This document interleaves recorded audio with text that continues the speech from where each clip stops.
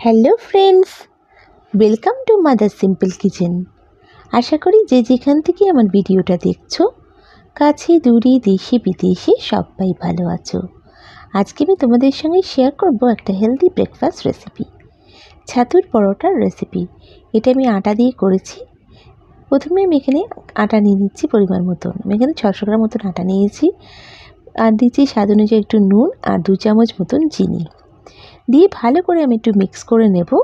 তারপর আমি এখানে অ্যাড করব 3 চামচ মতন সাদা তেল। দেখো এখানে আমি 3 চামচ সাদা তেল অ্যাড করে দিচ্ছি এটা ময়ানের জন্য। ভালো করে এটা মিশিয়ে মিক্স করতে হবে।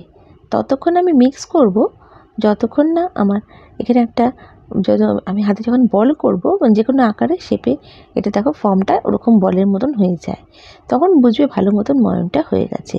যদি না হয় তাহলে একটু তেল অ্যাড করবে আবার। দেখো ভালো মতন হয়ে গেছে। এবার আমি হালকা করে জল অ্যাড করব। অল্প করে জল অ্যাড করে করে আমি এটাকে পুরো ডো ফর্মে করে নেব।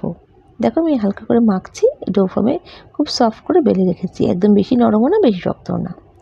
এবার আমি ছাতুর পুরটা করে নেব।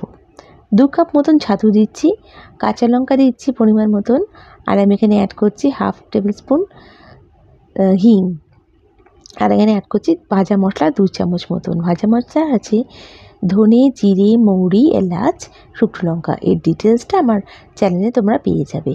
আর আমি এখানে অ্যাড করছি 1 চামচ মতন লঙ্কা গুঁড়ো, 2 চামচ মতন চাট মশলা, 1 চামচ কালো জিরে, 1 চামচ জোয়ান, স্বাদ অনুযায়ী নুন, আর সরষের তেল কিছুটা সামান্য, আর এখানে লেবুর রস আমি দেবো 1 চামচ মতন, আর দিচ্ছি অনেকটা কুচনো করা ধনে পাতা দিয়ে ভালো করে আমি মিক্স করে নিচ্ছি।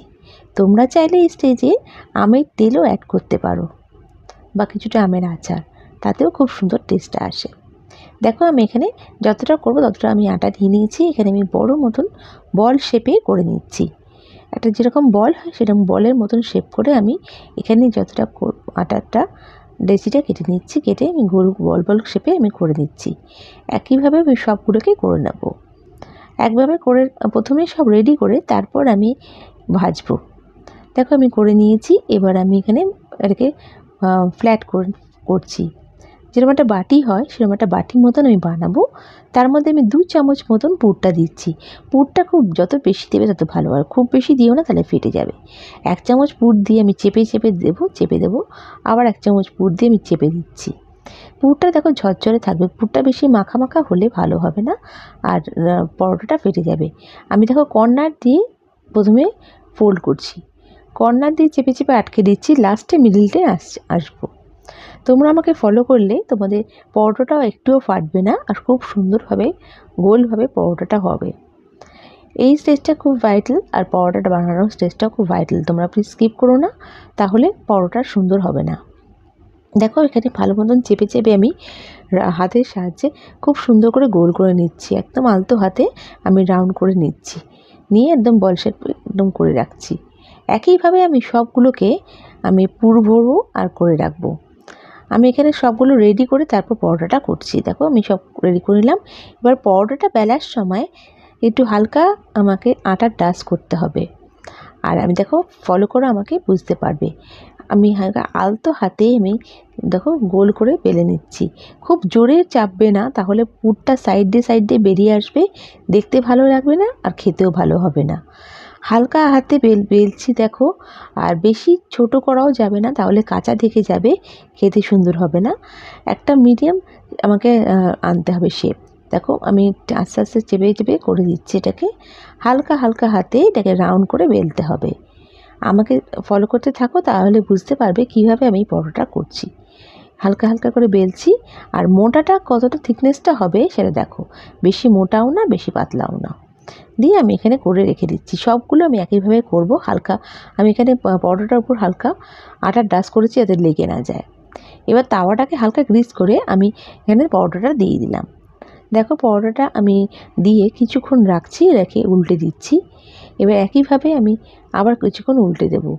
যতক্ষণ না হালকা ভাজা ভাজা মানে হালকা পোড়া পোড়া ভাব আসছে ততক্ষণ আমি এখানে কিছু দিচ্ছি না। দেখো দিয়ে দুটো পিস ভালো করে সেঁকে নিলাম। এবার যখন ড্রাই হয়ে হালকা লাল লাল পোড়া পোড়া হয়েছে, এবার আমি এখানে অ্যাড করব ঘি।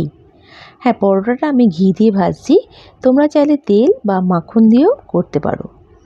দেখো ভালো করে আমি ঘি দিয়ে দিচ্ছি একদিকে, দিয়ে আবার উল্টে আমি আরেক দিকেও ঘি দেবো।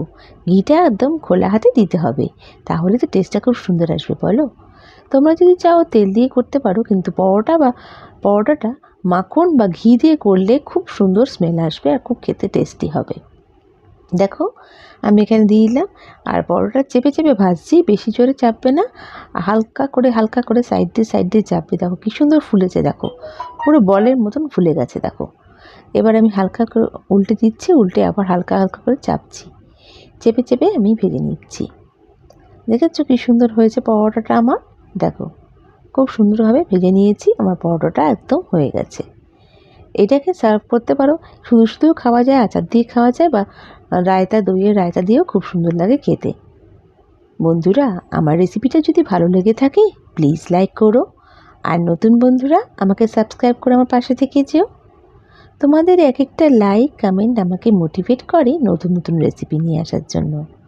আর বন্ধুরা, তোমাদের মিষ্টি মিষ্টি কমেন্টের জন্য অসংখ্য ধন্যবাদ। আমি সত্যি মোটিভেট হচ্ছি, আমার কাজে আগ্রহ বাড়ছে। আর আমার এই রেসিপিটা কেমন লাগলো আমায় কমেন্ট করে নিশ্চয়ই জানিও। নেক্সট রেসিপি নিয়ে আমি আবার হাজির হয়ে যাব। তোমরা সবাই ভালো থেকো, সুস্থ থেকো, বাই।